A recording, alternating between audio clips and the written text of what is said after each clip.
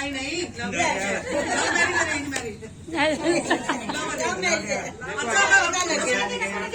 सांचे दरबार की जय। जोर से बोलो, बोलो सांचे दरबार की जय। कन्या कहती है कि यदि आपने कभी तीर्थ यात्रा करना हो, कहीं भी आपने तीर्थ यात्रा करना हो, कहीं जाना हो, तो आपने मुझे साथ लेके जाना। ये नहीं कि मतलब कोई बहाना बना दे कि नहीं मैं 2 दिन में आ रहा हूँ, अब कहाँ जा रहा हूँ कुछ नहीं पता, है ना। इसलिए जो आपने कहीं भी तीर्थ यात्रा में जाओगे तो आपने मुझे संग ले जाना है। कोई व्रत हो, आज से आप गृहस्थ जीवन में जा चुके हैं, अगर कोई व्रत हो, कोई तप हो, कोई उपवास हो, कोई धर्म कर्म के कार्य भी हो, तो आज की भांति मुझे आपने आपको सदैव मेरे को जो है बाएं भाग में रखना होगा। और आपने मुझे जो है बाहर से जितनी भी वस्तु आप लाओगे आप मुझे सौंपोगे। जो भी आप इससे ले लाओगे वो आप मुझे दोगे। जो भी जो आप बाहर से अच्छे बुरे सामान लाओगे वो मुझे दोगे। अगर आप जो है इस वचन को स्वीकार करते हो तो मैं आपके बागान में आने को तैयार हूँ। बोलो बेटा, स्वीकार है कहना? आप ही पूछ रहे उनको भाइयों पूछे अभी दे एक लाइन बताएगा। कन्या दूसरे वचन में कहती है, कन्या कह रही है कि पूज्य तथा स्वपित्रो मापी तथा मापती निजा कर्मः। दूसरे कर्म, जिस प्रकार से आप अपने माता पिता का सम्मान करते हो।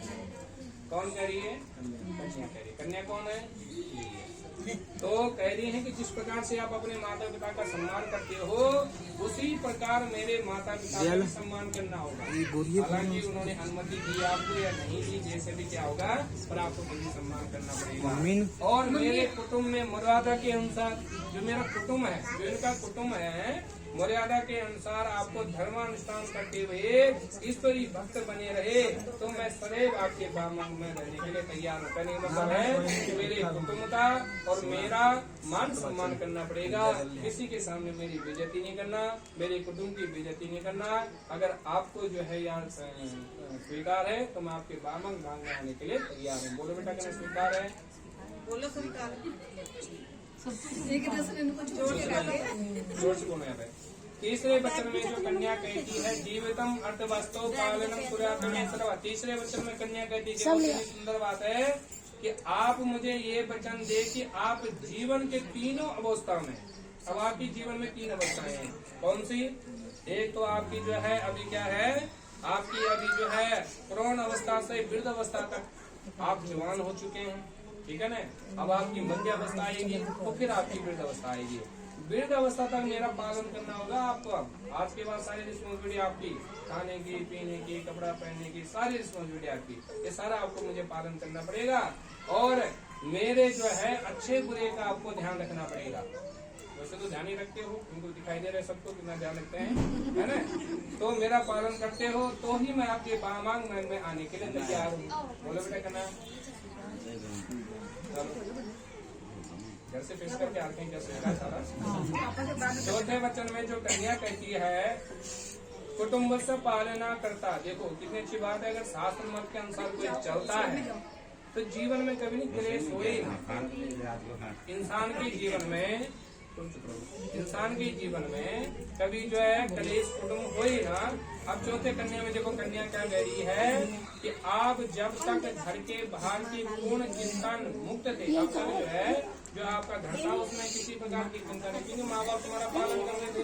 अब मैं आगे, तो अब आपने विवाह बंधन में बंधने जा रहे हैं भविष्य में परिवार की समस्त आवश्यकताओं के लिए, क्योंकि अब हमारा परिवार एक हो गया, उसमें कई प्रकार की आवश्यकताओं की पूर्ति का दायित्व आपके कंधों पर है। अब क्योंकि सारा दायित्व आपको निभाना पड़ेगा।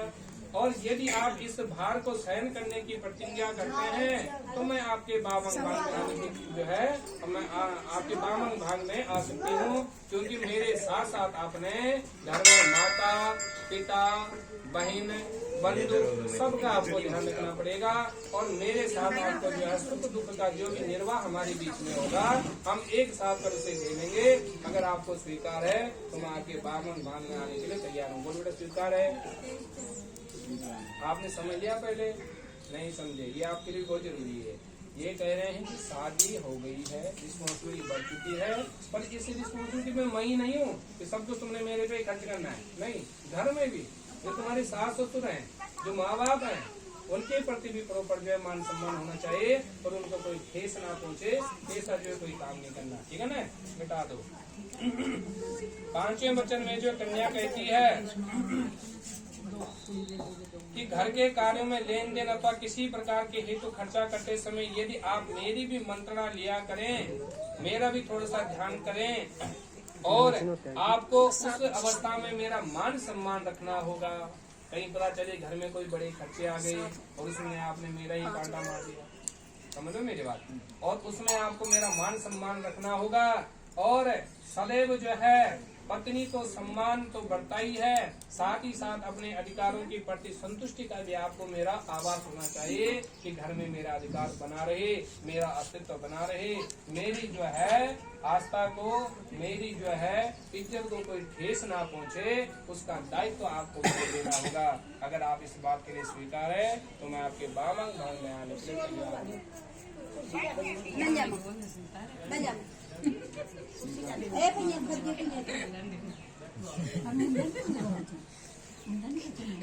सुनते जाओ।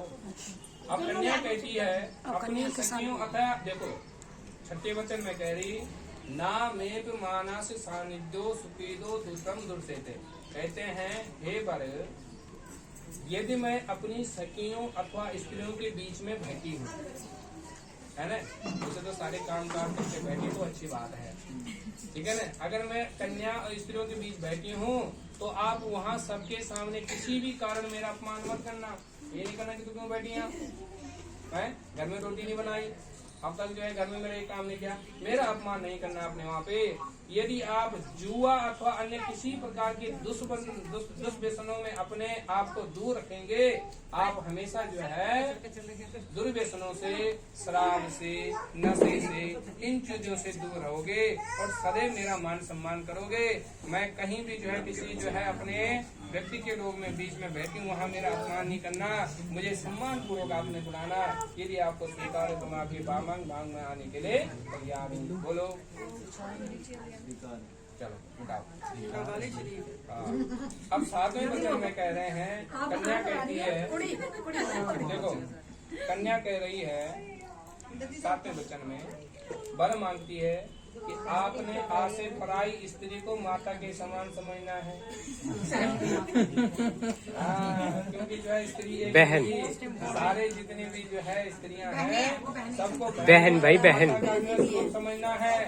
और पति पत्नी के आपसी प्रेम के मध्य, हमारे पति पत्नी के प्रेम के मध्य आपने किसी को भी भागीदार ना बनाना है।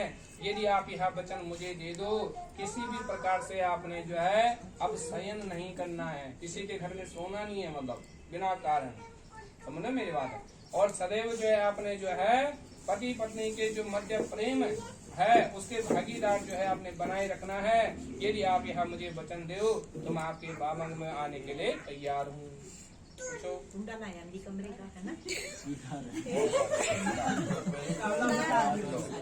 अब ये 7 वचन तो लड़की ने मांगे, अब इनके बाद अब एक वचन इनका भी है, कहते हैं ना 100 सुनार 1 सुहार की, एक लड़के की ज्यादा नहीं, लड़का एक ही वचन मांगता है। अब ध्यान दो, न विवाहे च न योगे च न कार्याणि न सर्वदा।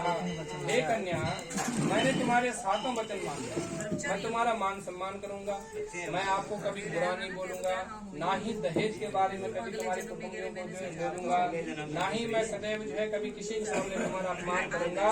तुम्हारी पूरा दायित्व कुटुंब के साथ रह के मैं निर्वाह करूंगा। लेकिन एक बात मेरी भी माननी पड़ेगी, ठीक है ना। अब कौन बोला है?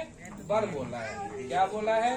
कि सदा सत्य और सुशील बोलना है, झूठ नहीं बोलना। ये नहीं बोला कि मैं मटोल में घूम रही हूँ, बता दिया मैं तो कहीं बाहर हूँ। सत्य बोलना है, झूठ नहीं बोलना है। और अरे भाई तो आप तो माता ने भी स्वीकृति दे दी।